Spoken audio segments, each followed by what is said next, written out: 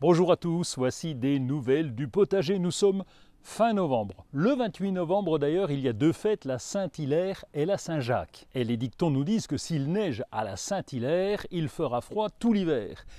Le dicton de la Saint-Jacques, lui, nous dit que si Saint-Jacques est serein, l'hiver sera froid et chagrin. Bon, vous avez compris, dans les deux cas, qu'il fasse beau ou qu'il ne fasse pas beau, à la Saint-Jacques ou à la Saint-Hilaire, il fera froid tout l'hiver. Ce n'est pas vraiment une surprise. Nous sommes quand même dans une saison intermédiaire. On va passer du temps dehors si on en a l'occasion, mais dedans aussi parce que nous avons rentré des plantes. C'est le cas des agrumes, les orangers, les citronniers, les kumquats. Eh bien, il faut les contrôler. Pourquoi? Parce que à l'intérieur, elles peuvent attraper ce qu'on appelle des cochenilles. Les cochenilles, ce sont des parasites.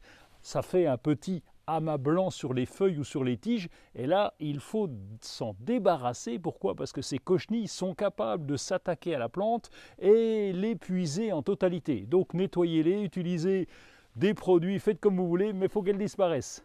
Et puisqu'on est en intérieur, on va s'occuper du décor. Il y a en ce moment de jolis cyclamènes, des azalées. Alors ces azalées, ces cyclamènes sont cultivés dans des pots noirs en plastique, pas très jolis. On va donc les rempoter, c'est le moment. Ces deux plantes aiment bien la fraîcheur. La fraîcheur, c'est quoi? C'est environ 15 degrés. Si vous pouvez leur procurer ça, la floraison sera beaucoup plus longue. N'oubliez pas d'arroser aussi régulièrement. On est dans les plantes d'intérieur qu'il faut penser à vaporiser. Eh bien oui, en automne, on rallume le chauffage, il fait un peu chaud à l'intérieur, l'ambiance est desséchée et il faut à ces plantes tropicales de l'hygrométrie. On va donc pulvériser régulièrement avec de l'eau le dessous et le dessus des plantes, de l'eau à température ambiante, dessous les feuilles, de façon à apporter cette hygrométrie. On peut aussi utiliser une soucoupe remplie de billes d'argile, on va remplir d'eau et ça fera un petit microclimat humide autour de la plante. Si vous n'avez pas de jardin et encore moins de potager, on peut quand même avoir des légumes pendant l'hiver. C'est possible avec une tour hydroponique. Le principe est assez simple, on a à la base un réservoir rempli d'eau avec un engrais naturel et puis une pompe qui va apporter de l'eau un quart d'heure toutes les demi-heures à peu près pendant la journée. À ces alvéoles, il y a 36 alvéoles et ces alvéoles sont remplies avec du chou brocoli, avec du cerfeuil, avec de la salade, de l'oseille, de la ciboulette, bref, de quoi avoir un petit peu de fraîcheur, de légumes fraîcheurs pendant l'hiver. C'est une chance d'avoir un noisetier au potager. Pourquoi? D'abord parce qu'il nous apporte de l'ombre. En plus, il nous apporte évidemment des noisettes. D'ailleurs, on peut remarquer qu'en ce moment, les chatons, les fleurs du noisetier commencent à s'ouvrir, commencent à apparaître et c'est très joli.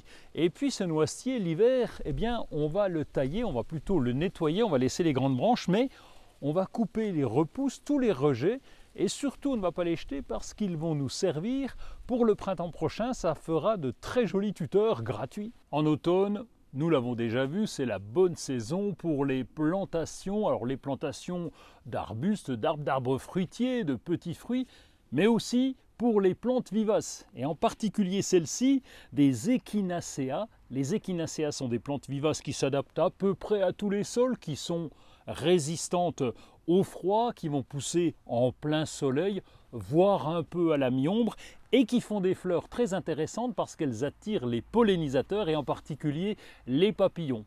C'est aussi une plante comestible. Bon, je vous l'accorde, elle n'a pas tellement de goût, mais on peut utiliser les pétales des fleurs pour décorer des salades par exemple. Toujours dans les plantations d'automne, voici des alchémies mollisses. Alors ces alchémies commencent à reprendre à faire de nouvelles feuilles, c'est très joli, surtout quand on a des petites gouttes d'eau sur le dessus. C'est une plante qui va s'étendre, elle ne pousse pas très haut, elle va faire de jolies fleurs jaunes.